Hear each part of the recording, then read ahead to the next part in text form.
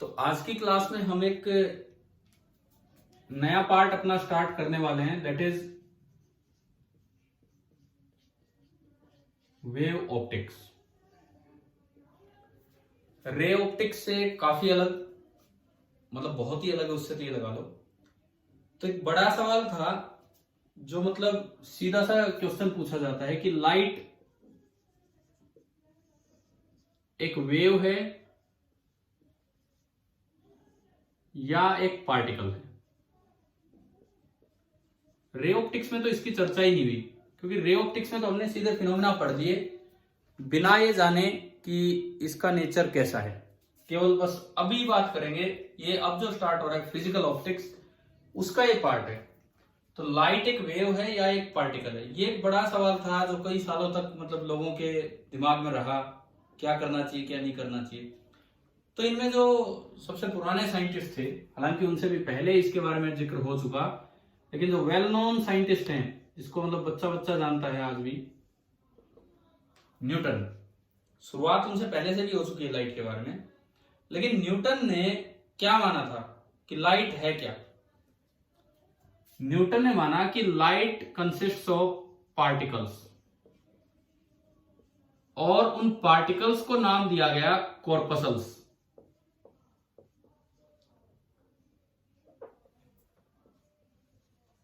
Newton ने माना कि light is made up of particles called corpuscles. अब इसमें मतलब ये कैसे थे? ये बड़े स्पेशल पार्टिकल्स थे, PUSCLES आएगा। ये बड़े स्पेशल पार्टिकल्स थे, बड़े इलास्टिक पार्टिकल जो न्यूटन ने माना था। और न्यूटन ने इन टिनी कॉर्पसल्स ऑफ लाइट का यूज करके बहुत कुछ समझा दिया, काफी प्रॉपर्टीज समझा दी कॉर्पस्कुलर थ्योरी से। इन्होंने एक बुक लिखी थी, उस बुक का नाम ये था ऑप्टिक्स, ऐसे लिखा था इन्होंने बुक का नाम। और उस बुक में पूरी कॉर्पस्कुलर थ्योरी दे रखी थी कि ये वो पार्टिकल्स हैं, छोटे छोटे पार्टिकल्स हैं जो स्ट्रेट लाइन में चलते रहते हैं। कब? जब उन पे कोई फोर्स ना लगे। मतलब ये वो पार्टिकल हैं स्ट्रेट लाइन में चलेंगे जब उन पे कोई फोर्स ना लगे तब भी। और लाइट भी स्ट्रेट लाइन में चलती है ना, हम पढ़ते हैं बचपन से कि लाइट ट्रेवल्स इन स्ट्रेट लाइन। तो इन सब चीजों से लगा कि न्यूटन बिल्कुल सही कह रहे हैं। शैडो भी बनाती है लाइट, तो वो रुक जाते हैं, पार्टिकल आगे नहीं जा पाते। तो इनसे लगा कि न्यूटन की थ्योरी बिल्कुल सही है। अब एक साइंटिस्ट थे जो बड़े फेमस हुए, बाद में ज्यादा फेमस हुए जाने के बाद, क्रिश्चियन हाइजेन।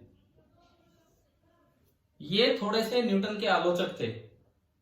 ये इस एज में हुए हैं, इस रेंज में हुए हैं, 1629 टू 1695 शायद, इसके आसपास के हैं ये, इसके आसपास के हैं।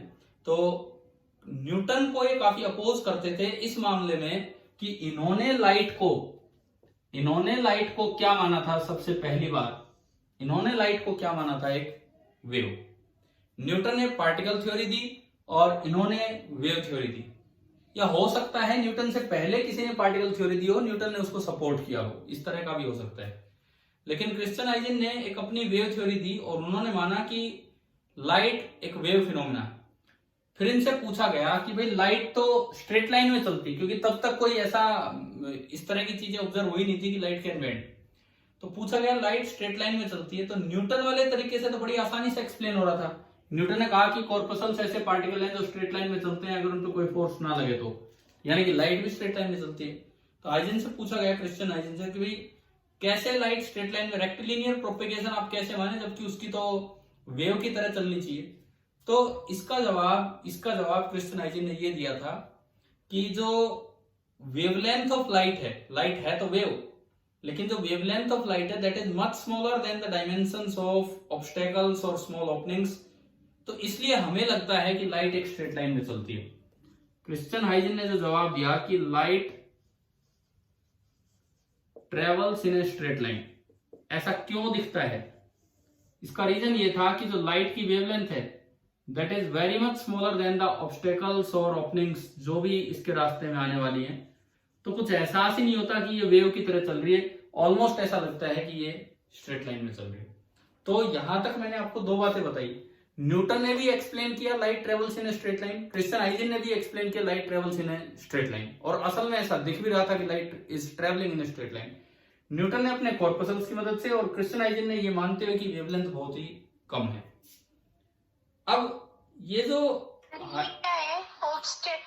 या ओपनिंग्स जैसे स्मॉल ओपनिंग्स में से निकलती है लाइट, अभी हम आगे पढ़ेंगे ना वेव ऑप्टिक्स में, स्मॉल ओपनिंग में से लाइट निकलेगी तो बैंड हो जाएगी, आगे पढ़ेंगे, लेकिन तब तक ये बातें नहीं पता थी, तब तक ये बातें पता नहीं थी और सब कह रहे थे कि लाइट ट्रेवल्स इन स्ट्रेट लाइन इस तरह से। अब यार ये फिनोमेना, ये जो क्रिश्चियन हाइजेन की हिम्मत थी जो इसने बात कह दी न्यूटन के खिलाफ, आपको पता है उस समय न्यूटन का क्या दबदबा था, मतलब ये जो बात है क्रिश्चियन हाइजेन वाली बात, यूं मान के चलो कि पता नहीं कितने ही साल, लगभग 100 साल तक ये बात दबी रहेगी। उसके मरने के बाद, उनके जाने के बाद ये चीजें उजागर हुई कि भाई ऐसा भी कुछ था और जो सही था। ऑलमोस्ट 100 साल तक ये बातें दबी रही, क्योंकि साइंटिफिक कम्युनिटी जो है वो न्यूटन को बड़ा महान मानती थी उस समय, और न्यूटन की राइटिंग को कोई मतलब चैलेंज नहीं करता था कि भाई उन्होंने सही कहा हो। फिर बाद में एक साइंटिस्ट आए थॉमस यंग, थोड़ी सी हिस्टोरिकल शुरुआत हम कर रहे हैं, थॉमस यंग, लेकिन कब आया आप ये देखो 1773 टू 1829, क्या इन दोनों का जीवन काल एक ही है? नहीं है ना, इनकी तो डेथ के बाद ये पैदा हुए हैं, मतलब ये तो परदादा हैं, ये तो परदादा इनके इतने इतने पुराने थे। और इन्होंने एक्सपेरिमेंट भी कब किया? 1801 में। एक बड़ा फेमस एक्सपेरिमेंट है जो आपके सिलेबस में है, हमें पढ़ना है, उस पर सवाल आते हैं, हर बार आते हैं। 1801 में इन्होंने एक बड़ा फेमस डबल स्लिट एक्सपेरिमेंट, उसको शॉर्ट में ना हम नाम देते हैं YDSC, Young's double slit experiment, Young's double slit experiment.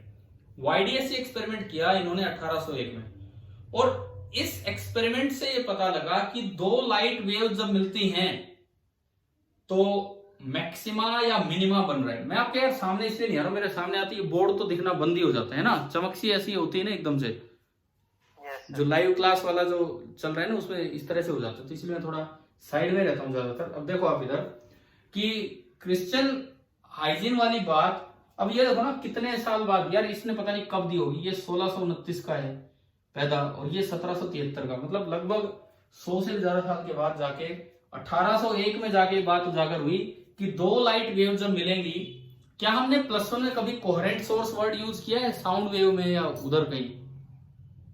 है ना, तो वो चीजें अब दोबारा आनी है, ढंग से आनी है, वहां जैसे आई उनसे भी और अच्छे से। तो क्रिश्चियन हाइजीन वाली बात थॉमस यंग ने प्रूव की कि लाइट में मैक्सिमा भी बनता है और मिनिमा भी, मतलब कभी तो light plus light forms very bright light and कभी वो अंधेरा बना रही है।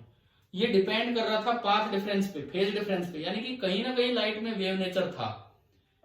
पहले ये एक्सपेरिमेंट हुए 1801 में, ये जो हुए, उसके बाद ये जो एक्सपेरिमेंट था ये तो इंटरफेरेंस पे एक्सपेरिमेंट था, हम पढ़ेंगे ये फिनोमेना बड़े अच्छे से पढ़ेंगे इस चैप्टर में। ये जो एक्सपेरिमेंट था ये इंटरफेरेंस पे एक्सपेरिमेंट था। उसके बाद क्या हुआ, डिफ्रैक्शन इफेक्ट्स आए, डिफ्रैक्शन इफेक्ट्स आने स्टार्ट हुए और उसमें मेन नाम आता है फ्रेस्नेल। फ्रेस्नेल एक साइंटिस्ट है और एक फ्रानहोफर, हमारे सिलेबस में हालांकि फ्रानहोफर एक्सपेरिमेंट है वो हम पढ़ेंगे। ये एक्सपेरिमेंट नहीं करने हमें लैब में, ये थ्योरेटिकली एक्सपेरिमेंट पढ़ने और उन पे क्वेश्चंस आते हैं। तो फ्रेस्नेल ने, वो भी इसी एज के हैं 1800 के आसपास के, तो फ्रेस्नेल ने यहाँ पे कुछ सीरीज ऑफ एक्सपेरिमेंट्स किए on diffraction of light, on diffraction of light. तो वहां जाके ये प्रूव हो गया कि हाँ भाई सच में लाइट तो वेव है, क्योंकि पार्टिकल प्लस पार्टिकल मिलके तो ज्यादा ही पार्टिकल हो गए। क्या ऐसा हो सकता है पार्टिकल प्लस पार्टिकल मिलके खत्म हो गए? नहीं हो सकता ना, तो वो पार्टिकल थ्योरी फेल हो रही थी यहाँ पे कि अगर अंधेरा बन रहा है लाइट और लाइट मिलके तो फिर ये कैसे बात पॉसिबल है। तो कुछ एक्सपेरिमेंट्स हुए जिनसे पता लगा कि ना वो क्रिश्चियन हाइजीन जो 100-200 साल पहले बता के वो बातें बिल्कुल सही है।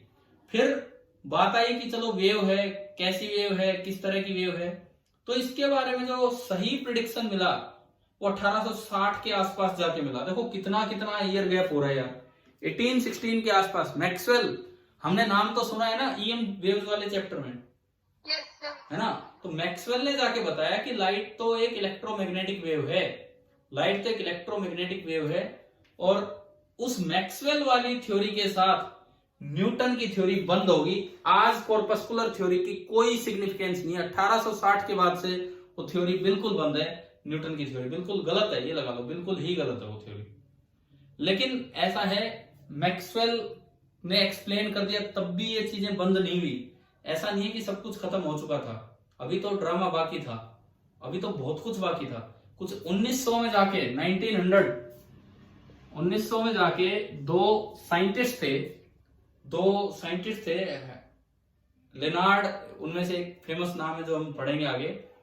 उन्होंने यार एक एक्सपेरिमेंट किया कि जब मेटल सरफेस पे लाइट डाली जा रही है तो इलेक्ट्रॉन बाहर आ रहे हैं, और काइनेटिक एनर्जी जो इलेक्ट्रॉन निकल रहे हैं ना, जो इलेक्ट्रॉन बाहर आ रहे हैं, आप लाइट की इंटेंसिटी बढ़ा दो, निकलने वाले इलेक्ट्रॉन्स की काइनेटिक एनर्जी नहीं बढ़ रही थी। एक नई चीज इन लोगों ने ऑब्जर्व की कि मेटल की सरफेस पे जब लाइट डाल रहे थे तो उससे इलेक्ट्रॉन बाहर आ रहे थे, और लाइट की इंटेंसिटी बढ़ाने से भी काइनेटिक एनर्जी नहीं बढ़ रही थी। अब यहां दिक्कत होगी कि लाइट की इंटेंसिटी बढ़ाओगे, और लाइट एक वेव है, इंटेंसिटी बढ़ाई तो वेव की एनर्जी बढ़ेगी, क्योंकि इंटेंसिटी क्या होती है? Energy crossing a unit area in unit time होती है कि नहीं, बताओ? इंटेंसिटी एनर्जी क्रॉसिंग है ना। तो लाइट की इंटेंसिटी बढ़ाई तो उसकी एनर्जी बढ़ाएगी, और उसी को लेके अगर इलेक्ट्रॉन बाहर निकले तो उनकी काइनेटिक एनर्जी बढ़नी चाहिए। लेकिन ये चीजें समझ में आई इन एक्सपेरिमेंट्स में 1900 के आसपास जो हुए कि भाई काइनेटिक एनर्जी बढ़ नहीं रही इंटेंसिटी बढ़ाने से। हालांकि ये फोटो इलेक्ट्रिक इफेक्ट है, और इसका एक्सपेरिमेंट तो 1880 के आसपास आ चुका है। 1880 के आसपास हो चुका था ये एक्सपेरिमेंट।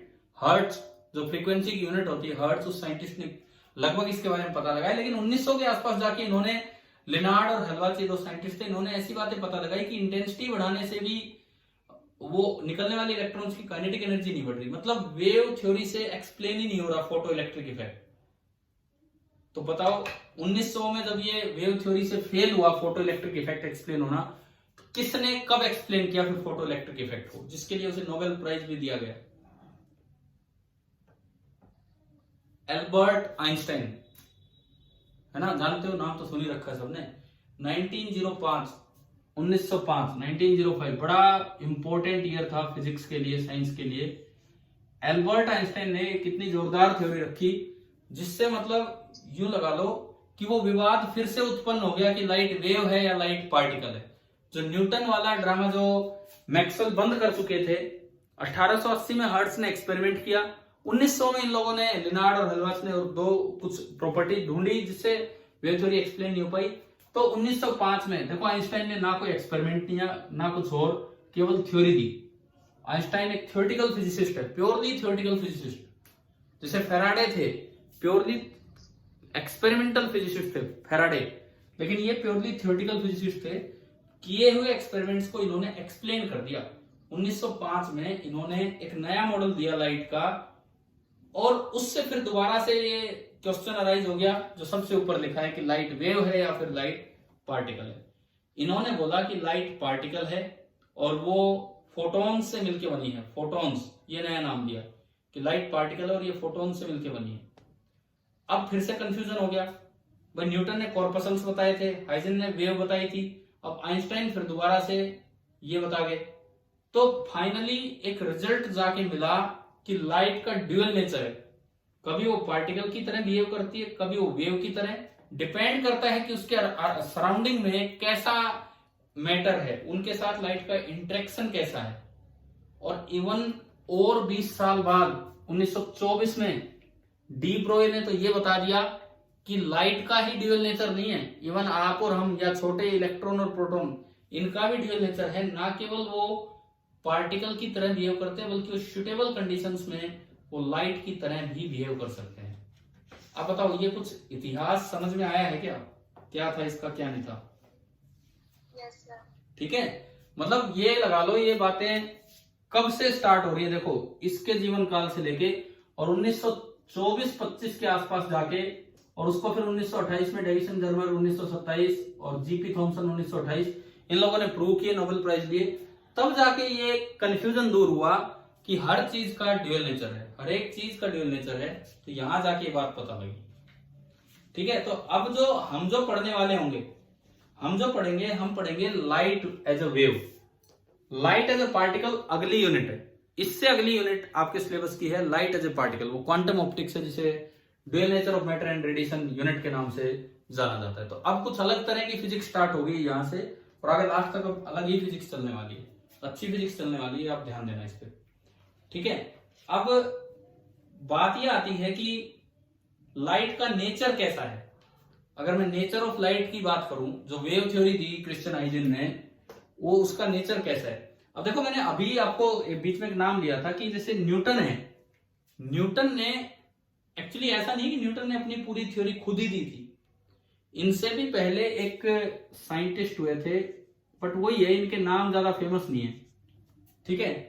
तो एक साइंटिस्ट थे इनसे पहले, डिस्क्रेट, उन्होंने एक थ्योरी दी थी लाइट के बारे में, यही कॉर्पस्कुलर टाइप थ्योरी। उसको डेवलप करने का काम किसने किया था? It was developed by Newton. जैसे न्यूटन के लॉज हैं, शुरुआत उसकी गैलीलियो ने कर दी थी कि नहीं, पहले लॉ की, लॉ ऑफ इनर्शिया की, मैकेनिक्स है ना, तो न्यूटन ने उनको डेवलप किया। ऐसे ही यहाँ इस साइंटिस्ट की कुछ थ्योरी थी, न्यूटन ने उसे ढंग से पेश किया, अच्छे से डेवलप किया, तो तब जाके ये बात आगे बढ़ी थी। अब बात आती है कि अगर लाइट एक वेव है, तो लाइट कैसी वेव है? ये जो क्रिश्चियन आइजन बोल के गए कि भाई लाइट एक वेव है, तो किस तरह की वेव है लाइट? पहली बात आती है, ट्रांसवर्स वेव है कि लॉन्गिट्यूडिनल वेव? कैसी वेव है? ट्रांसवर्स वेव है कि लॉन्गिट्यूडिनल? ट्रांसवर्स। यहां भी पहली चीज गलत बनी। क्रिश्चियन आइजन अपने समय पे लॉन्गिट्यूडिनल वेव बता के चले गए थे कि एक लॉन्गिट्यूडिनल वेव है, लेकिन एक फिनोमिना मिला पोलराइजेशन, इंटरफेरेंस डिफ्रैक्शन हर तरह की वेव में होता है। एक फिनोमिना मिला पोलराइजेशन जो केवल ट्रांसवर्स वेव में होता है, और वो लाइट में हो रहा था। तो वहां से करेक्शन हुआ कि लाइट एक ट्रांसवर्स वेव है, ना कि लॉन्गिट्यूडिनल वेव, ठीक है। उसके बाद अगला सवाल आया कि भाई लाइट मैकेनिकल वेव है या नॉन मैकेनिकल वेव है? कैसी वेव है लाइट, बताओ कैसी वेव है, बताना। मैकेनिकल है कि नॉन मैकेनिकल? बोलो भाई बोलो, लाइट मैकेनिकल वेव है कि नॉन मैकेनिकल वेव है? Non mechanical. लेकिन इसमें भी एक गलत चीज बता दी गई थी। इन लोगों ने माना, काफी साइंटिस्ट मानते थे कि एक डाइल्यूट सा मीडियम है जिसको नाम दिया था ईथर, कई बार ऐसे भी लिखते हैं ईथर। तो ये पूरा यूनिवर्स इस मीडियम से भरा था और इसीलिए लाइट ट्रेवल कर पा रही थी। बाद में माइकलसन एंड मोरले, दो साइंटिस्ट थे, उन्होंने इंटरफेरोमीटर एक्सपेरिमेंट किया था, जिससे नल रिजल्ट मिला। मींस ईथर जैसी कोई चीज है नहीं, आज तक इसकी एग्जिस्टेंस प्रूव नहीं हो पाई। तो वहां से फिर, क्योंकि पहले लोग मानते थे कि लाइट वैक्यूम में चल ही नहीं सकती है, मैक्सवेल ने फर्स्ट टाइम बताया कि वेव, कोई भी वेव वैक्यूम में चल सकती है। तो इसके बाद पता लगा कि लाइट भी एक नॉन मैकेनिकल वेव है। तो धीरे धीरे चीजें आगे बढ़ी हैं, धीरे धीरे ये काम आगे बढ़े। समझ में आया ना क्या है क्या नहीं है, ठीक है। अब हम रे ऑप्टिक्स, जिसको ज्योमेट्रिकल ऑप्टिक्स भी बोलते हैं, उसको अभी हम फिनिश करके आए। उसके जो 3 बड़े कंक्लूजन है ना, ज्योमेट्रिकल ऑप्टिक्स के जो 3 बड़े कंक्लूजन है, 3 मेजर रूल। पहला रूल है रेक्टिलिनियर प्रोपिगेशन ऑफ लाइट, जो यहां फेल होगा। पहला रूल वहां था रेक्टिलिनियर प्रोपिगेशन ऑफ लाइट। उसका क्या मतलब था कि लाइट ट्रेवल्स इन स्ट्रेट लाइन, कब तक?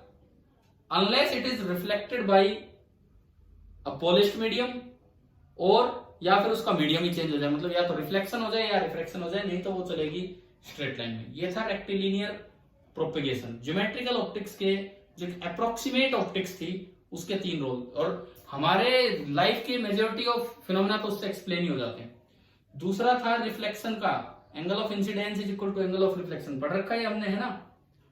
और तीसरा था आपका रिफ्रैक्शन का स्नेल्स लॉ। क्लियर है, ठीक है। अब बात ये आती है, आपसे सवाल पूछ लिया जाए कि जो रेक्टिलिनियर प्रोपिगेशन ऑफ लाइट है, क्या वो वेव नेचर ऑफ लाइट से एक्सप्लेन हो जाता है कि नहीं, बताओ, इसका जवाब दो। क्या rectilinear propagation of light wave nature of light से एक्सप्लेन हो जाएगा कि नहीं? बोलो। मैंने अभी बताया था शुरू में, क्रिश्चियन आइजन ने एक्सप्लेन किया था अपनी वेव थ्योरी के साथ ये चीज। क्या rectilinear propagation of light wave nature of light से एक्सप्लेन हो जाता है कि नहीं? बोला था ना इन्होंने कि लाइट की वेवलेंथ बहुत छोटी है as compared to the obstacles और ओपनिंग्स, तो इस वजह से ये स्ट्रेट लाइन में प्रोपेगेट कर जाती है वेव होते हुए भी। समझ में आ रहा है? ठीक है, मतलब rectilinear propagation of light explain हो जाता है वेव नेचर से भी, लेकिन जब बेंडिंग ऑफ लाइट आएगी तो वहां ज्योमेट्रिकल ऑप्टिक्स फेल हो जाएगी, वहां फिर हमें इन्हीं चीजों से चलना पड़ेगा। तो अब एक काम करो, एक बार अपनी शुरुआत करने के लिए एक बार एनसीईआरटी टेक्स्ट बुक निकालो, इसमें देखते हैं कि क्या निकाल रखी है वेव ऑप्टिक्स वाला पार्ट। मैं भी खोलता हूं बुक। चैप्टर नंबर 10 है वेव ऑप्टिक्स, चैप्टर नंबर 10। देखो आज कुछ ना कुछ पार्ट इंट्रोडक्शन का ही हम ढंग से सीखें, वो भी बहुत रहेगा हमारे लिए। तो टॉपिक स्टार्ट करने से पहले ये पार्ट भी बहुत है, और मैं कुछ इसका डिवीजन आपको बता दूंगा कि ये चैप्टर किस तरह से डिवाइड होके 4 पार्ट्स में चलेगा। देखो वेव ऑप्टिक्स, हाँ ये देखिए इन्होंने पहली ही लाइन में किस साइंटिस्ट का नाम लिया है, जिसने कॉर्पस्कुलर मॉडल दिया था। मैंने कहा न्यूटन ने दिया था, न्यूटन ने नहीं दिया भाई, इसने दिया था। न्यूटन ने डेवलप की थी वो थ्योरी फिर आगे, ठीक है, लेकिन अक्सर बुक्स में लिखा रहता है कि न्यूटन ने दिया, न्यूटन। यहां लिखा है कि इन्होंने 1637 में डिस्कार्ट्स ने कॉर्पस्कुलर मॉडल ऑफ लाइट दिया एंड डेराइव्ड स्नेल्स लॉ। ओहो, उसी समय स्नेल्स लॉ निकाल दिया था 1637 में। It explained the laws of reflection and refraction of light at an interface. The corpuscular model predicted that. भाई एक बार सुनो, लाइन टू लाइन पढ़ने में कोई बोरियत तो नहीं है ना? आपके पास है बुक सामने आपके? ठीक है, तो थोड़ा सा सही लगेगा, इंट्रोडक्शन है तो पढ़े हम उसे। Corpuscular model predicted that if the ray of light on refraction bends towards the normal then the speed of light would be greater in the second medium. ये लाइन आपने पढ़ी, क्या ये लाइन आज के समय में देखें सही है कि गलत है?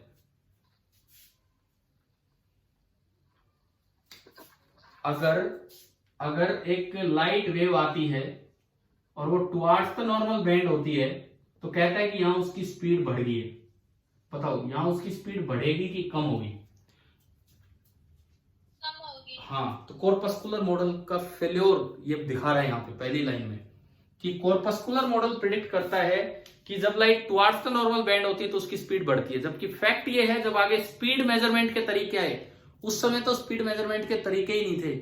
गैलीलियो अपने एक्सपेरिमेंट करता था, घड़ी ही नहीं थी, अपनी पल्स का यूज करता था। समझ रहे हो? गैलीलियो सिंपल एक्सपेरिमेंट्स करता था, घड़ी नहीं थी, यूं टाइम देखता था यूं कि भाई कितनी देर होगी कितनी। समझ गए हो ना कैसे? तो उस समय तो कोई मेजरमेंट के तरीके ही नहीं थे। तो तब कॉर्पस्कुलर थ्योरी ने गलत बात बता रखी थी कि अगर टुवर्ड्स द नॉर्मल बेंड होगी तो रेयर मीडियम है और वहां स्पीड तेज हो जाएगी, जो बात गलत थी। This corpuscular model of light was further developed by Isaac Newton in his famous book entitled Optics. हाँ ये वाली स्पेलिंग है। And because of the tremendous popularity of this book, the corpuscular model is often attributed to Newton. अच्छा, सच्चाई ये है। Actually इतना clear मैं भी नहीं था इस पर, मुझे लगा न्यूटन की थ्योरी है। न्यूटन की थ्योरी नहीं है, डिस्कार्ट्स की थ्योरी है। न्यूटन ने किताब के रूप में उसे डेवलप किया और वो किताब काफी फेमस होगी, इसीलिए बहुत सी बुक्स लिख देती हैं कि कॉर्पस्कुलर थ्योरी न्यूटन ने दी थी। लेकिन अगर आपसे एक फेल्योर पॉइंट पूछा जाए कॉर्पस्कुलर थ्योरी का तो क्या आपको समझ आ गया है कि नहीं? क्या रीजन? पहला ही पॉइंट। ठीक है, ठीक है, ठीक है, आगे बढ़ते हैं। इन 1678 Dutch physicist Christian eigen TIAAN, मैंने स्पेलिंग में क्या लिखा था? TIAN, डबल ए है यहाँ पे, कोई बात नहीं सर। हाँ जी बोलो। तो स्पीड ऑफ लाइट क्या वैक्यूम में ही सबसे तेज रहेगी? हाँ बिल्कुल, स्पीड ऑफ लाइट वैक्यूम में जितनी होती है और सभी जगह उससे कम होती है, किसी भी और मीडियम में उससे कम ही होती है। वैक्यूम में लाइट बिल्कुल फ्री है चलने के लिए और किसी मीडियम में कुछ तो रुकावट है तो इसलिए उसकी स्पीड थोड़ी कम हो जाती है। देखो वैक्यूम में उसकी स्पीड का फॉर्मूला होता है 1/√μ0 एप्सिलॉन नॉट, जबकि और किसी भी जगह यहाँ म्यू और एप्सिलॉन आ जाएगा तो उनकी वैल्यू बड़ी होती है तो सी थोड़ा कम हो जाएगा।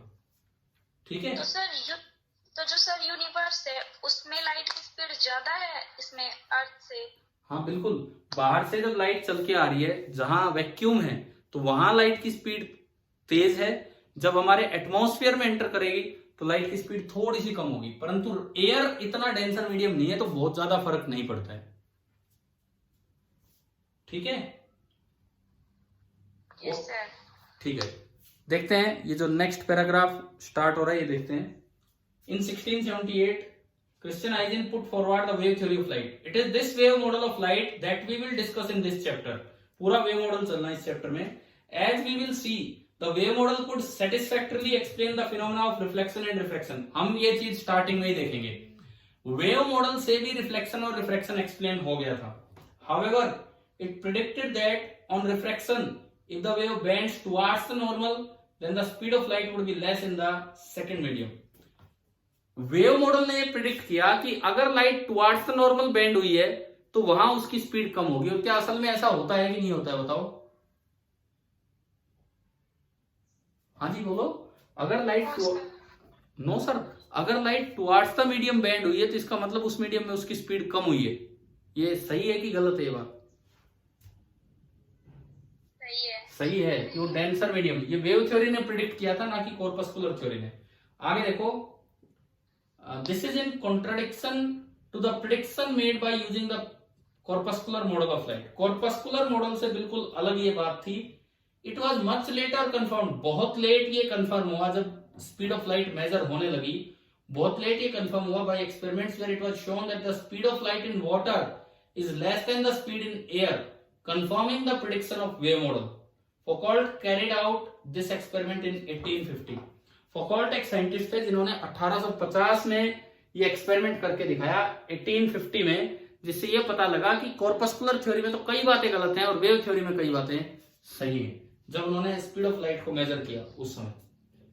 भाई ये बताओ, ये पहला पॉइंट आ गया ना समझ में आपको? क्या डिफरेंस है वेव थ्योरी और कॉर्पस्कुलर थ्योरी में एक्सपेरिमेंटली ऑब्जर्वेशन में. ठीक है, कंफर्म ये बात की थी फौकॉल्ट ने. उसके बाद सुनो. Wave theory was not readily accepted primarily. शुरू में वेव थ्योरी को एक्सेप्ट ही नहीं किया गया because of Newton's authority and also because light could travel through vacuum.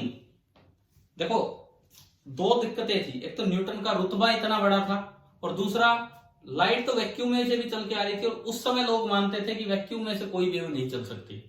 And it was felt that a wave would always require a medium to propagate. और उन लोगों का तो ये मानना था कि कोई भी वेव होगी तो एक मीडियम की जरूरत पड़ेगी. However, when Thomas young performed his famous interference experiment YDSC, जो हम पढ़ेंगे 1801 में हुआ, it was firmly established that light is Indeed A wave phenomena. पक्की बात है कि लाइट तो एक वेव फिनोमेना. YDSC ने कंफर्म किया ये. ठीक है. उसके बाद देखो, ये जो स्पीड मेजरमेंट वाला काम है तो काफी लेट हुआ है 1850 में. 1801 में ही YDSC ने कंफर्म कर दिया था. The wavelength of visible light was measured and found to be extremely small. Visible light की जो wavelength है वो बहुत कम थी. For example, the wavelength of yellow light is, इसमें लिखा है 0.5 माइक्रोमीटर. आप इसको 500 नैनोमीटर भी कह सकते हो. कैसे? सुनो. येलो लाइट की वेवलेंथ ये कहता है 0.5 माइक्रोमीटर. 1000 से गुणा कर लो, 1000 से भाग कर दो, तो 1000 से गुणा किया तो 500 हो गया और 1000 से और भाग करेंगे तो नैनोमीटर. क्योंकि हम ये याद रखते हैं ना कि क्या क्या क्या सर यहाँ पे ये वेवलेंथ 0.6 दे रखी है. कौन सी बुक में? आपकी नई बुक में थोड़ा चेंज करके दे रखा है. यस. येलो लाइट की दी है ना. यस. ठीक है, वो 500 और 600 के बीच में होती है तो उससे फर्क नहीं पड़ रहा. आपकी बुक में ये लिखा है अबाउट 0.6 नैनोमीटर या डायरेक्ट लिखा है? Yes sir, about. हाँ, तो ये अबाउट मतलब कि 500 और 600 के आसपास है. आप इसको 6 मान लो, कोई फर्क नहीं पड़ रहा उससे. ठीक है, मतलब इस रेंज में है. मैं ये बता रहा हूं 400 नैनोमीटर से 700 नैनोमीटर के बीच में है येलो लाइट की वेवलेंथ. और ये वेवलेंथ बहुत ही कम थी. Because of the smallness of wavelength of visible light in comparison to the dimensions of typical mirror and lenses, light can be assumed to approximately travel in straight line. सीधा 1 number का सवाल बनता है ये कि अगर लाइट एक wave है तो क्यों उसे ये माना गया कि वो स्ट्रेट लाइन में चलती है? क्या रीजन है? वेव है लेकिन उसकी वेवलेंथ बहुत ही कम है, माइक्रोमीटर नैनोमीटर में जा रही है, एज कंपेयर टू मिरर का साइज, होल्स का साइज, ऑब्स्टेकल्स का साइज. तो उनके कंपैरिजन में इतनी कम थी कि वो वेव की तरह दिखती नहीं है और वो स्ट्रेट लाइन में चलती हुई दिखती है. क्या ये पॉइंट समझ में आ गया है क्या? ठीक है, अपनी बुक में इस लाइन को अंडरलाइन कर लो कि because of the smallness of wavelength of visible light in comparison to the dimensions of typical mirror and lenses, light can be assumed to approximately travel in straight line. सीधा ये एक question है, 1 number का एक question है. ठीक है, क्या क्या इस लाइन के सामने मार्जिन दिख रहा है आपको बुक में, आपकी बुक में, एनसीईआरटी वाली टेक्स्ट बुक में? Yes sir. तो भाई ये अगर आप अंडरलाइन करते हो, अगर ये अंडरलाइन करते हो तो उस मार्जिन में ना इतनी, ये इसीलिए है यहाँ मार्जिन रिमार्क देने होते हैं कि अगर आपको कुछ भी लिखना हो अपने पढ़ते समय तो यहाँ आप लिख सकते हो कि रेक्टिलिनियर प्रोपेगेशन ऑफ लाइट, कि मतलब वेव थ्योरी भी कैसे रेक्टिलिनियर प्रोपेगेशन ऑफ लाइट करवा रही है। चलो इसके बाद देखो आगे।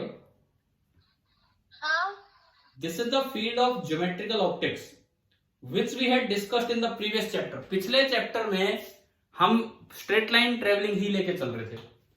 अब यहाँ पे ये ज्योमेट्रिकल ऑप्टिक्स को, रे को डिफाइन कर रहे हैं। अगली लाइन में ना ये दो डेफिनेशंस दे रहे हैं कि ज्योमेट्रिकल ऑप्टिक्स क्या होती है और रे क्या होती है। सुने, the branch of optics in which one completely neglects the finiteness of wavelength of light is called geometrical optics.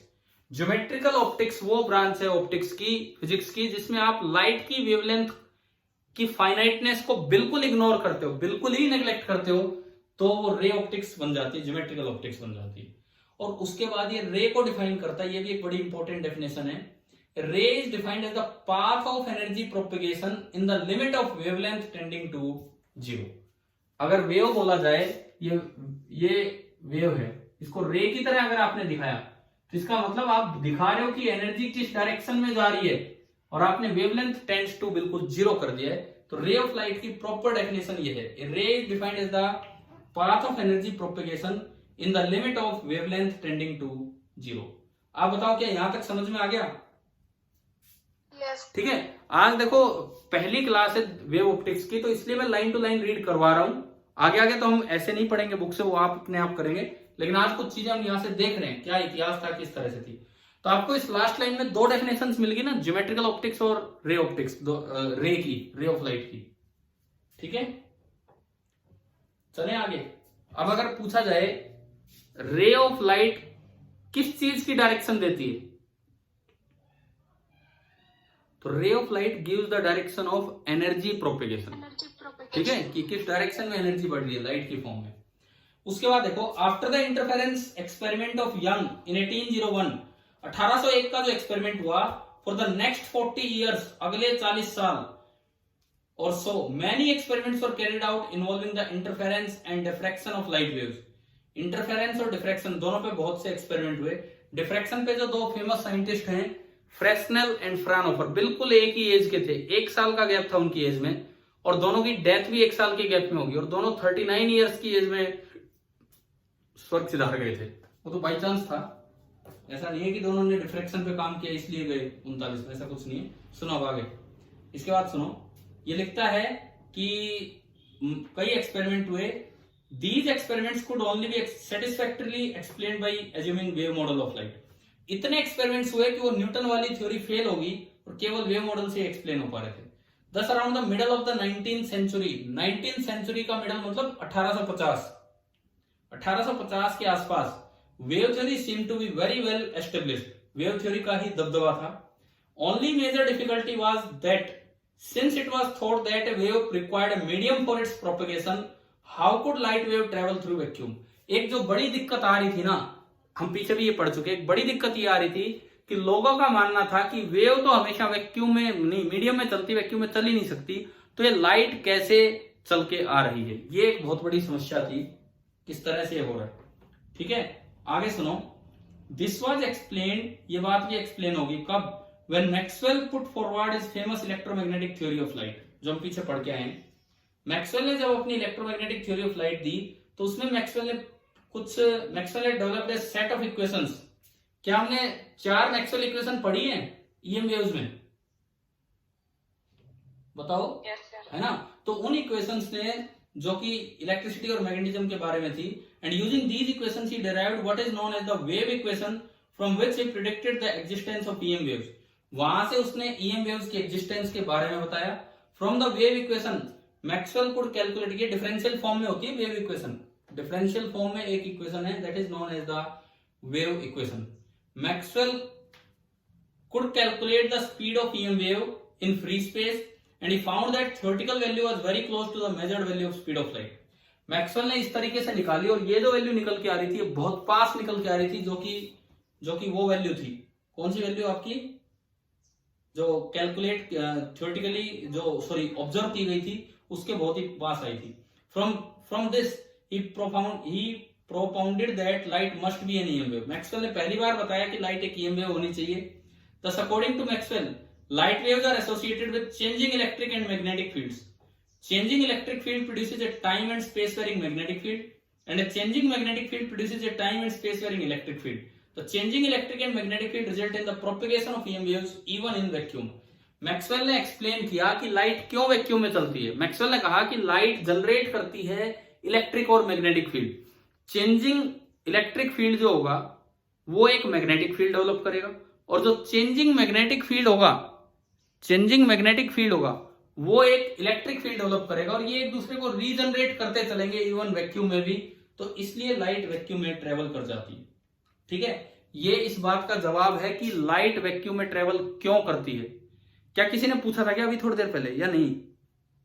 Sir अगर लाइट वैक्यूम में ट्रेवल करेगी तो मतलब वो वेव की फॉर्म में करेगी? हाँ बिल्कुल, ईएम वेव की फॉर्म में करेगी। जिस डायरेक्शन में लाइट जाएगी, एक डायरेक्शन में इलेक्ट्रिक फील्ड और एक परपेंडिकुलर डायरेक्शन में मैग्नेटिक फील्ड फैलेगा, इस तरह से चलेगी। और अगर फिर से जैसे आपका सवाल हो किसी का कि लाइट वैक्यूम में क्यों ट्रेवल करती है, तो मैक्सवेल ने उसका जवाब दे रखा है, आपकी बुक में लिखा हुआ है कि ई और बी जनरेट होते चलते हैं, और time and space varying E से time and space varying B generate होगा और बी से ई जनरेट होगा, और इसमें वैक्यूम और मीडियम का कोई रोल नहीं है, तो ये तो वैक्यूम में भी जनरेट होते हैं। तो ये मैक्सवेल की एक्सप्लेनेशन थी। ठीक है, अब देखिए in this chapter we will first discuss the original formulation of Huygens principal.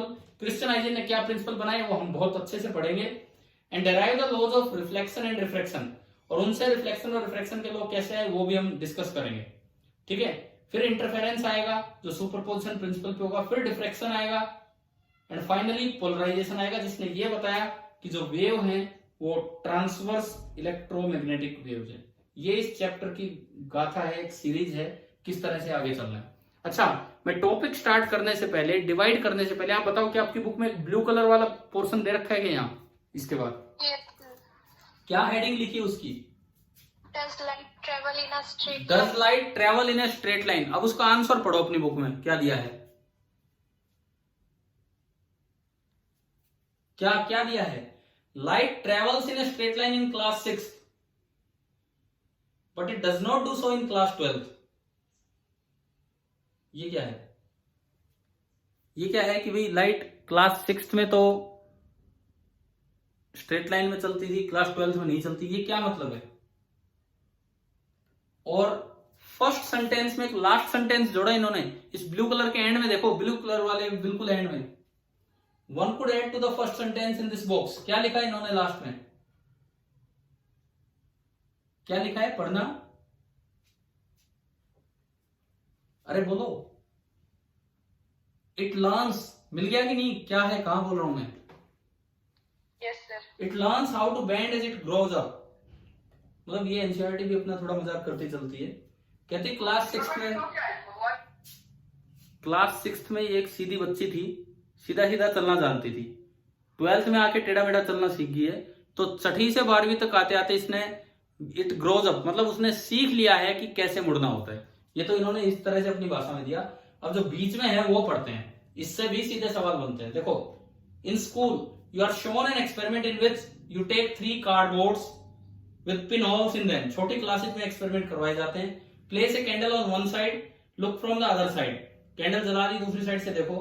Flame of the candle और तीनों पिन होल अगर एक ही लाइन में है तो आपको दिख जाएगी, और अगर आपने एक को भी डिस्प्लेस कर दिया, 3 पिन होल वाले कार्डबोर्ड लिए, पीछे कैंडल है, एक लाइन में लगा दिया दिख जाएगी, एक को भी डिस्प्लेस कर दिया तो वो गत्ता ही दिखेगा, वो फ्लेम आपको नजर नहीं आएगी। तो यहां से आपके टीचर ने प्रूव कर दिया कि light travels in a straight line. ये छोटी क्लास की बात थी। In the present book there are 2 consecutive chapters, one on ray optics and other on wave optics. Ray वाला हम पढ़िया है और ये वेव वाला चल रहा है। Ray optics is based on rectilinear propagation of light, ठीक है, and deals with mirror, lenses, refraction, reflection, ये सब चीजें ये हम पढ़िया है उसमें। Then you come to the chapter on wave optics and you are told that light travels as a wave, that it can bend around objects, it can diffract, it can interfere. Interference क्या होता है, diffraction क्या होता है, हम सीख रहे होंगे इस चैप्टर में। क्या मतलब है, हम जरूर सीखेंगे इस चैप्टर में। अब देखो एक काम का पैराग्राफ आता है। In optical region light has a wavelength of about half a micrometre. Half a micrometre का मतलब है nearly 500 nanometre. Half a micrometre means nearly 500 nanometre. If it encounters an obstacle of about this size, it can bend around it and can be seen on the other side। ये एक important point है। अगर micrometer की range का obstacle आए ना तो light रे वहां से बेंड हो जाएगी और दूसरी साइड से भी आप इधर वाले ऑब्जेक्ट को देख पाओगे। ये एक बड़ा फिनोमेना है जो ऑब्जर्व किया गया, ठीक है। Thus, a micrometer size obstacle will not be able to stop a light ray. If the obstacle is much larger, तो लाइट बेंड नहीं हो पाएगी और वो दूसरी साइड में नहीं दिखेगी। तो एक ऑब्स्टेकल से शैडो कब, सुनो, एक ऑब्स्टेकल कब शैडो बनाएगा पीछे? जब उसका साइज बहुत बड़ा हो या बहुत छोटा हो। बताओ, एक ऑब्स्टेकल अपने साइज के अकॉर्डिंग शैडो बनाएगा, लेकिन शैडो कब बनाएगा? देखो, बड़ा ऑब्स्टेकल है तो बड़ी शैडो बनाएगा, छोटा ऑब्स्टेकल है तो छोटी शैडो बनाएगा। लेकिन अगर बहुत छोटा ऑब्स्टेकल है ना तो बहुत छोटी शैडो नहीं बनाएगा, उस शैडो गायब ही हो जाएगी। ये बेंडिंग ही डिफ्रैक्शन होता है। बताओ, समझ आया ये पॉइंट क्या है? और सर इससे फिर लाइट का क्या? इससे मतलब लाइट स्ट्रेट लाइन में देखो ना, सुनो इधर सुनो। मैंने एक ऑब्स्टेकल लिया, मैंने एक ये मोबाइल फोन लगा दिया, ठीक है। अभी तो लाइट कई साइड से आ गई, मैं एक साइड से लाइट डालता, एक साइड से लाइट डालता, तो बोर्ड पे क्या एक शैडो नजर आती कि नहीं आती? बताओ, एक हिस्से में, है ना। मैं सामने से लाइट डालता, ये मोबाइल मैंने रख दिया, मैंने थोड़ी इससे छोटी डायमेंशन की वो चीज ली, अब मैं लाइट डालता, क्या अब भी शैडो नजर आती कि नहीं आती? बताओ बोर्ड पे। बिल्कुल आती। अगर मैं और छोटी चीज लूं, एक कील ले ली मैंने इस तरह से, नेल, शैडो इसकी भी बनती। लेकिन अगर आप और भी छोटी लेंगे ना तो शैडो गायब हो जाएगी। ऐसा नहीं है कि शैडो छोटी दिखेगी, छोटी भी नहीं दिखेगी। तो लाइट का क्या, लाइट ट्रेवल्स इन स्ट्रेट लाइन। ये मेरा हाथ है, जो लाइट सीधी आ रही थी रुक गई, जो इधर टेढ़ी गई हो गई, जो उधर टेढ़ी गई हो गई, तो बीच का हिस्सा ब्लैक हो गया। अगर शैडो नहीं बनी तो मतलब इससे मुड़ के लाइट यूं चलेगी, इससे उधर से मुड़ के लाइट यूं चलेगी पीछे। अगर लाइट ऑब्स्टेकल से बेंड हो जाए तो क्या पीछे शैडो बनेगी? तो अगर पीछे शैडो गायब हो रही है तो इसका मतलब कि लाइट बेंड हो रही है वहां पे, कि light is not travelling in a straight line. आप एक छोटा सा एग्जांपल लो ना, हवाई जहाज ऊपर जाता है, हवाई जहाज, क्या उसकी शैडो बनती है ग्राउंड पे? बहुत बड़ी बननी चाहिए, पूरा गांव का गांव कवर हो जाए यार, इतनी बड़ी बननी चाहिए। देखो, सोर्स है सन, सोर्स सन है। अब एक बात बताना, हम ग्राउंड पे हैं, जब सनलाइट आती क्या मेरी शैडो बनती है कि नहीं बनती है? नीचे बनती है ना, आपकी बनती है शैडो, बिल्कुल बनती है। तो अगर मैं सोर्स की तरफ जाऊं तो शैडो बड़ी होगी या छोटी होगी? अरे ये बल्ब है, यहां बल्ब है, मान लो मैं इसको दूर करूं पेन को, शैडो छोटी बनेगी। मैं पेन को बल्ब की तरफ लेके जाऊं तो क्या दीवार ब्लैक होती चलेगी कि नहीं? क्यों? ये बात तो हमें समझ में आनी चाहिए। एक बल्ब है, मैं उससे दूर कोई ऑब्जेक्ट रखता हूं, उसकी छोटी शैडो बनेगी। उसके पास ले आऊं तो काफी हिस्से को कवर कर देगा, तो सामने का अंधेरा सा छा जाएगा, बड़ी सी शैडो बनेगी। बताओ, ये पॉइंट आया समझ? ठीक है। तो हमारे मुकाबले तो सन के पास हवाई जहाज है, हम तो बहुत दूर है सन से, हवाई जहाज तो थोड़ा पास है। तो क्या उसकी शैडो तो और भी बड़ी बननी चाहिए थी कि नहीं बननी चाहिए थी? उसका साइज भी हमसे बड़ा है, वो है भी सन के पास हमारे मुकाबले, फिर भी हमारी शैडो दिख रही है, उसकी नहीं दिख रही। क्या उसकी शैडो बड़ी बननी चाहिए थी या नहीं, ये बताओ पहले। लेकिन उसके एजेज से डिफ्रैक्शन हो जाता है, लाइट बेंड हो जाती है, तो उन हिस्सों में हमारे एजेज से भी, हमारे कॉर्नर से भी लाइट बेंड होती, परंतु लाइट की डिफ्लेक्शन बेंडिंग ऑब्जर्व होती उससे पहले ग्राउंड आ गया, तो हमें पता नहीं लगा। जैसे मान लो मैं एक बॉल को थ्रो करूं, पक्की बात है ड्यू टू ग्रेविटी ये नीचे तो जाएगी, लेकिन अगर दीवार बहुत पास है तो क्या मुझे स्ट्रेट लाइन पाथ दिखेगा या पैराबोलिक दिखेगा? Straight line. और अगर दीवार दूर है और मैं थ्रो करता हूं तो पाथ कैसा नजर आता है? पैराबोलिक। ठीक है, तो यही है लाइट में। क्या है, लाइट एजिज से डिफ्रैक्ट होगी, उसके कंपेरेबल एजिज आएंगे और वेवलेंथ कंपेरेबल और डिफ्लेक्ट होगी। लेकिन अगर सामने स्क्रीन बहुत पास है तो ऑब्जर्व नहीं हो पाता है। स्क्रीन दूर है तो ऑब्जर्व हो जाएगा। ये चीज हम पढ़ेंगे आगे, फ्रेस्नेल डिस्टेंस नाम इसे दिया जाता है। मतलब किसी भी ऑब्स्टेकल से अगर वो कॉर्नर लाइट की वेवलेंथ के कंपेरेबल साइज का आ रहा है तो वहां से लाइट बेंड हो सकती है। ये चीज बड़ी एक इंपॉर्टेंट चीज थी जो लाइट में ऑब्जर्व की गई। अच्छा आगे सुनो, this is a property of a wave. ये जो बात है ना, ये लाइट की नहीं है, किसी भी वेव की प्रॉपर्टी है in general, and can be seen in sound waves too. Sound waves में भी ऐसा होता है। आप यूं बताओ, गेट है, एक कमरा है, सुनो, एक कमरा है और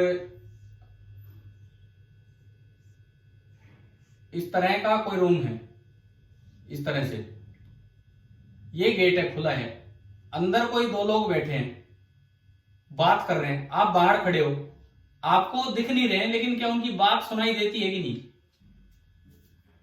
Yes, sir. सुन जाता, आराम से सुन जाता है। भाई ये गेट खुला है, हम देख रहे हैं तो दिख तो नहीं पा रहे हो, लेकिन उनकी बात तो सुन ही लेते हैं हम, क्या बात कर रहे हैं। तो कारण है डिफ्रेक्शन। साउंड भी एक वेव है। इस ऑब्स्टेकल से, इस होल से साउंड बेंड होगी, लेकिन इस होल से लाइट बेंड नहीं हो पाई। कारण साउंड की वेवलेंथ मीटर्स में होती है। हमारी जो नॉइज है, हमारी जो बातें करने का तरीका है, उसकी वेवलेंथ मीटर्स में होती है, और ये गेट का साइज भी मीटर्स में है। लाइट की वेवलेंथ नैनोमीटर में है, तो गेट का साइज उससे बहुत बड़ा है। तो लाइट वहां बेंड होगी जहां पे hole size comparable to light wavelength हो, या कोई भी वेव वहां बेंड होती है, कोई भी वेव, सब में डिफ्रेक्शन होता है, वहां बेंड होगी जहां पे उसकी वेवलेंथ के कंपेरेबल साइज का कोई होल या ऑब्स्टेकल मिले। क्या ये पॉइंट समझ में आ गया इस एग्जांपल से? Yes, sir. ठीक है। अगर लाइट की वेवलेंथ बड़ी होती, अगर लाइट की वेवलेंथ बड़ी होती तो फिर तो इन कमरों का भी कोई फायदा नहीं था। आप साइड में बैठे हो, आप बात कर रहे हो, बाहर से कोई भी बैठा आपको देख रहा है, आप अंदर बैठे हो, कोई भी बैठा आपको देख रहा होता। अगर लाइट की वेवलेंथ बड़ी होती तो आप साइड में छुपने का कोई फायदा नहीं था, आपको कोई ना कोई देख ही रहा होता बाहर से। ठीक है ना? तो इस तरह से ये कई चीजें हैं। जैसे एक दिन मैंने जब वो रेडिएशन प्रेशर पढ़ाया था आपको, रेडिएशन प्रेशर ईएम वेव्स में, हमने कहा था कि अगर लाइट की स्पीड कम होती ना तो सनलाइट हमारे मुख के मारती आके, हमें बच के जाना पड़ता। लेकिन वो इतना कम प्रेशर, उसकी स्पीड ज्यादा होने की वजह से, U/C ज्यादा होने की वजह से, तो इस वजह से हम थोड़ा सा ठीक ठाक चल रहे हैं। चलो देखो, इसको खत्म करते हैं इस पार्ट को। अब ये कहता है कोई भी वेव बेंड होगी, this is the property of a wave in general and can be seen in sound waves too. Sound wave of our speech, जैसे मैं बोल रहा हूं, has a wavelength of about 50 centimetre to 1 metre. अक्सर बच्चों को ये भी नहीं पता होता है, आपसे पूछा जाए आपकी स्पीच की वेवलेंथ कितनी है तो हमें नहीं पता होता। तो याद रखना ये चीज, लाइट की वेवलेंथ है नियरली 500 नैनोमीटर या आधा माइक्रोमीटर। साउंड की वेवलेंथ है nearly 1 centimetre to 1 metre, 50 centimetre to 1 metre, इस रेंज में। If it meets an obstacle of the size of few metres, it bends around it, तो बैंड हो जाएगी and reaches the points behind the obstacle, और उससे पीछे जो point है वहां पहुंच जाएगी, इसीलिए हमें सुन जाता है। But when it comes across a larger obstacle of a few 100 metres, बड़ा ऑब्स्टेकल आ जाए, कोई पहाड़ी आ गई, तो वहां पे वो उसको क्रॉस करके बैंड करके नहीं जाती, बल्कि रिफ्लेक्ट होके वापस आ जाती है इको की फॉर्म में। इको की फॉर्म में मतलब कोई भी लाइट वेव वहीं बैंड होगी जहां उसके कंपैरिजन वेवलेंथ के कंपेरेबल ऑब्स्टेकल्स मिलेंगे। लास्ट पैराग्राफ है ये। Then what about the primary school experiment? What happens there is that when we move any cardboard, जब भी हम कार्डबोर्ड को मूव करेंगे, the displacement is of the order of a few millimetre which is much larger than the wavelength of light. आप थोड़ा सा भी cardboard को खिसकाएंगे ना तो वो फ्यू मिलीमीटर की रेंज में चला गया, और उसकी वेवलेंथ तो नैनोमीटर में होती है। Hence the candle can not be seen. If we are able to move one of the cardboards by a micrometer or less, light will be able to diffract and the candle will still be seen.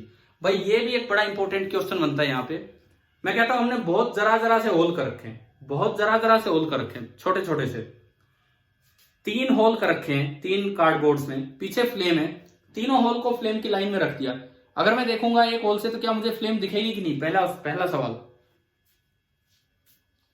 बताओ। Yes, sir. दिखेगी। दूसरा सवाल, अगर मैं किसी, वो whole भी बहुत छोटा है, और अगर मैं एक कार्डबोर्ड को माइक्रोमीटर की रेंज में खिसका दूं, थोड़ा सा साइड में आ गया, थोड़ा सा भी साइड में आ गया तो नहीं दिखनी चाहिए, लेकिन क्या अब भी फ्लेम दिखेगी कि नहीं दिखेगी? बताओ। बिल्कुल दिखेगी। माइक्रोमीटर की रेंज में अगर आपने खिसकाया तो इतना तो लाइट बैंड हो जाती है, लेकिन अगर आपने उसे मिलीमीटर की रेंज में खिसका दिया, थोड़ा सा भी करोगे तो मिलीमीटर की रेंज में है, तो इसलिए वो आपको नहीं दिख पाती है। तो इस ब्लू कलर वाली चीज में दो तीन अच्छी बातें हमें पता लगी कि डिफ्रैक्शन जो है वो जनरल वेव फिनोमिना है, सब में होता है, साउंड वेव में भी होता है। दूसरी बात, साउंड की जो वेवलेंथ है वो नियरली 50 सेंटीमीटर टू 1 मीटर है। लाइट की वेवलेंथ हाफ माइक्रोमीटर है, जो हम ऑब्जर्व कर पाते हैं वो वाली वेवलेंथ हाफ माइक्रोमीटर है, इस तरह से जो हम सुनते हैं वो, ठीक है। और ये कार्डबोर्ड वाला एक्सपेरिमेंट और इससे रिलेटेड ये पॉइंट। अभी बताओ, आज लगभग 1 घंटा मैंने अभी तक 50 से 55 मिनट केवल और केवल इंट्रोडक्शन में दी है कि लाइट एज ए वेव क्या है। क्या ये कुछ पार्ट समझ में आया? यहां तक भी कुछ सवाल हो जाते हैं, बन जाते हैं छोटे छोटे, ठीक है। अब सुनो इस चैप्टर में, अब ये सुनिए कि इस चैप्टर में हम किस तरह से अपना डिवीजन करके चलेंगे। ये जो भी चैप्टर होगा, अब एक तरीका तो ये भी हो सकता था कि डायरेक्ट हम आज की क्लास यहीं से स्टार्ट कर देते, जो मैं अब बताऊंगा, बट चलो कोई बात नहीं, ये भी जरूरी था ये काम भी बताना। सबसे पहला पार्ट हमारा होगा वेव फ्रंट थ्योरी, जो हाइजेन प्रिंसिपल और ये सब चीजें इसमें हम पढ़ रहे होंगे। वेव फ्रंट थ्योरी सबसे पहला पार्ट होगा, और इसके अंदर एक अच्छा सा टॉपिक है डॉपलर इफेक्ट। साउंड में पढ़ा है आपने +1 में डॉपलर इफेक्ट? याद भी होगा, ध्यान भी होगा, आसान है, अच्छा टॉपिक है। ऐसा लाइट में भी होता है। इसके बारे में कंफ्यूजन रहता है, कई बार कहते हैं आउट ऑफ सिलेबस है, नहीं है। हम तो पढ़ेंगे भाई, थोड़ा सा है, क्योंकि जेईई मेंस में तो इस पे क्वेश्चन आ चुके हैं, आपके नीट में भी आ सकते हैं, या क्या पता आ चुका हो, एनसीईआरटी में दिया हुआ है। थोड़ा सा ये तो हम छोड़ेंगे नहीं, इसे भी छोड़ेंगे नहीं, मतलब करेंगे इसको भी, ठीक है। फर्स्ट पार्ट हमारा ये होगा। सेकेंड पार्ट जो चलेगा हमारा, that will be interference of light. Third part जो चलेगा चैप्टर का, that will be diffraction of light. And fourth part जो चलेगा, that will be polarisation of light. देखो बड़ा इंटरेस्टिंग पार्ट है पोलराइजेशन, बड़ा इंटरेस्टिंग पार्ट है पोलराइजेशन। लॉजिकली बात चलनी है, मैथमेटिक्स बहुत ज्यादा नहीं चलना इसमें, लॉजिकल थ्योरी ज्यादा चलनी है। डाइफ्रैक्शन डिफ्रैक्शन विदाउट प्रूफ, आपके लेवल पे ये जो रिजल्ट्स होंगे डिफ्रैक्शन के, वो कैलकुलस से निकलते हैं ग्रेजुएशन में। अभी लॉजिकल एक्सप्लेनेशन देनी होंगी कि क्यों मैक्सिमम मिला, क्यों मिनिमम। इंटरफेरेंस डिटेल में पढ़ना होगा, पूरा डिटेल्ड एक्सप्लेनेशन इस पे देखना होगा, लेकिन इंटरफेरेंस का यूज फिर डिफ्रैक्शन में होगा। पोलराइजेशन बिल्कुल एक अलग तरीका है। इंटरफेरेंस और डिफ्रैक्शन दोनों वेव फिनोमिना है, किसी भी वेव में हो सकते हैं। पोलराइजेशन केवल किन वेव्स में होगा बताओ? मैंने बताया आज, केवल किन वेव्स में होगा पोलराइजेशन? ट्रांसवर्स वेव्स में। पोलराइजेशन केवल और केवल आपके ट्रांसवर्स वेव्स में ही होगा, ठीक है। और इन 4 पार्ट्स में पहला पार्ट वेव फ्रंट थ्योरी थोड़ा अलग तरीके का पार्ट है, और अगले 3 तो फिनोमिना है, अगले 3 तो फिनोमिना है जो हम एक्सप्लेन करेंगे। तो हम लाइन से इसी सीक्वेंस में चलेंगे। अच्छा, इसके बाद आप पोलराइजेशन भी पढ़ सकते हैं, कोई जरूरी नहीं होता इनको पढ़ना, लेकिन हम सीक्वेंस ब्रेक नहीं करेंगे, हम इसी सीक्वेंस में चलेंगे और ये चारों पार्ट्स आप ढंग से अपना कवर करेंगे, ठीक है भाई। बताओ आज की क्लास कुछ समझ आई आपको? क्या मैंने वेव ऑप्टिक्स के बारे में बताया? आपकी बुक में ना जो अगला टॉपिक है डायरेक्ट वो हाइजेन प्रिंसिपल ही है। तो अगला जो टॉपिक है, देखो एक बार बुक पे थोड़ी सी नजर डालो, Huygens principle and then refraction and reflection of plane waves, फिर इन्हीं की एक्सप्लेनेशन है, एंड देन आता है डॉपलर इफेक्ट। यहां जाके हमारा पार्ट फर्स्ट कंप्लीट होगा। फिर आता है coherent and incoherent addition of waves, ये इंटरफेरेंस चल पड़ा, ये इंटरफेरेंस चल पड़ा। और फिर थोड़ा सा आगे चल के एक टॉपिक आएगा डिफ्रैक्शन, वो डिफ्रैक्शन पार्ट स्टार्ट हो जाएगा कुछ पेजेस में। एंड देन डिफ्रैक्शन में एक बड़ा अच्छा सा पार्ट आना है, हम ऑप्टिकल इंस्ट्रूमेंट पढ़ के आए पिछले चैप्टर में, माइक्रोस्कोप टेलीस्कोप। एक चीज मैंने अवॉइड की है, वहां पे नाम भी लिया कि ये चीज हम आगे पढ़ेंगे वेव ऑप्टिक्स में। क्या चीज? उनकी बताओ, रिजोल्विंग पावर। उनकी रिजोल्विंग पावर डिफ्रैक्शन वाले टॉपिक में आएगा, एक बड़ा अच्छा टॉपिक है डिफ्रैक्शन के अंदर, resolving power of optical instruments, microscope की भी और टेलीस्कोप की भी, ये दोनों हमें पढ़ने होंगे। Then last part of the chapter आ जाएगा पोलराइजेशन।